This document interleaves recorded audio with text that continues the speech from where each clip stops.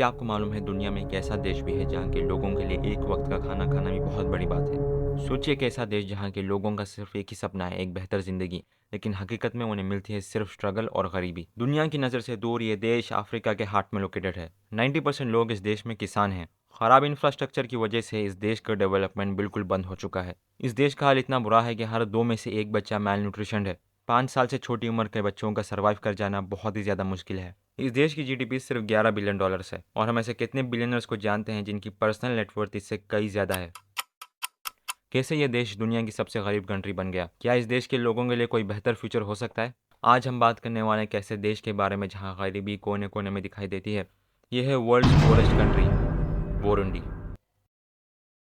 Burundi एक ऐसा देश रहा है जिसकी इकोनॉमी हमेशा से अनस्टेबल रही है। ऑलमोस्ट 90% लोग फार्मिंग करते हैं और एग्रीकल्चर के सेक्टर में एम्प्लॉयड हैं। आपको ऐसा लग रहा होगा कि अगर 90% लोग फार्मिंग करते हैं तो बहुत ही ज़्यादा फसल उग रही होगी, लेकिन ये लोग बस इतनी ही खेती उगा पाते हैं कि खुद खा सकें। और अगर कुछ बच जाती है और ये लोग बेचने जाएंगे तो मार्केट में किसी के पास पैसे ही नहीं है कि वो खरीद सकें। खेती की प्रोडक्टिविटी कम होने के पीछे कई सारी वजहें हैं। मेनली बुरुंडी में बारिश बहुत ही ज़्यादा कम होती है और इधर ड्राउट बहुत ही फ्रीक्वेंटली पड़ता रहता है।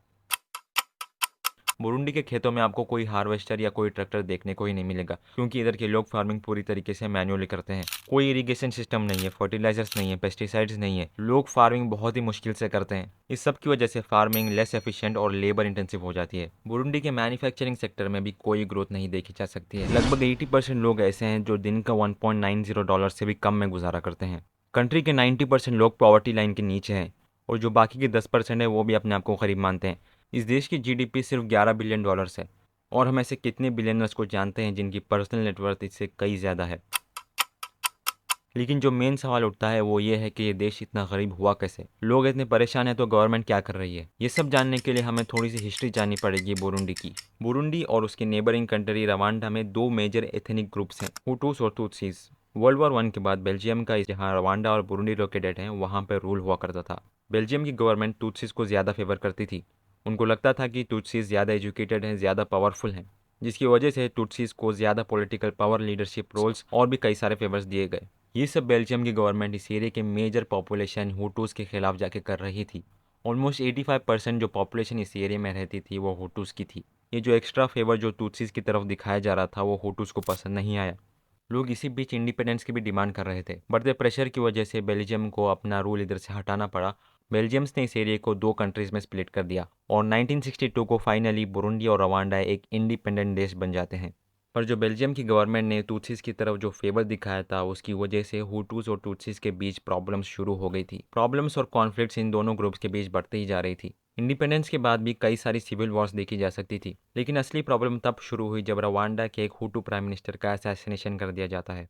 इसके बाद हुटूस और तुत्सीज के बीच एक बहुत ही बड़ा जेनोसाइड शुरू होता है। ये जेनोसाइड 100 डेज तक चलता है। इसमें कई लोगों की जान जाती है और कई लोगों को देश छोड़ के भागना पड़ता है। ऑलमोस्ट 5 लाख से भी ज़्यादा लोगों की जान गई इस जेनोसाइड में और दोनों देशों का इंफ्रास्ट्रक्चर तो बिल्कुल तबाह हो गया। इस वॉर के बाद भी पुअर गवर्नेंस देखी जा सकती थी इस देश में और पॉलिटिकल पावर के लिए देश के बचे कुछ रिसोर्सेज का भी बहुत गलत तरीके से इस्तेमाल किया गया और करप्शन तो इस देश में हमेशा रहा है।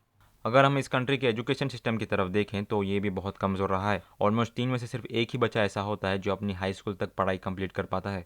हेल्थ केयर का भी कुछ ऐसा ही हाल है। कंट्री में हॉस्पिटल्स बहुत कम है और जो अवेलेबल हैं उनमें डॉक्टर्स की कमी है। सिर्फ डॉक्टर्स ही नहीं, ऑलमोस्ट हर एक फील्ड में प्रोफेशनल्स की कमी रहती है। और ये सब तो इसीलिए क्योंकि कोई बच्चा पढ़ ही नहीं पा रहा है। मेडिसिन की शॉर्टेज है और ऐसे कितने ही लोग हैं इस कंट्री में जो सिर्फ बीमारियों से मारे जाते हैं। हर दो में से एक बच्चा मैल न्यूट्रिशन का शिकार है। बुरुंडी की प्रॉब्लम्स बहुत सारी हैं लेकिन इसका सोल्यूशन भी बहुत सीधा है। बुरुंडी को एक एजुकेटेड और स्ट्रॉन्ग लीडर की ज़रूरत है जो कंट्री से करप्शन खत्म कर सके। गवर्नमेंट को हेल्थ केयर, इंफ्रास्ट्रक्चर और एजुकेशन पर ध्यान देना पड़ेगा। इंडस्ट्रियलाइजेशन को प्रमोट करना पड़ेगा ताकि लोगों के लिए जॉब क्रिएट हो सके।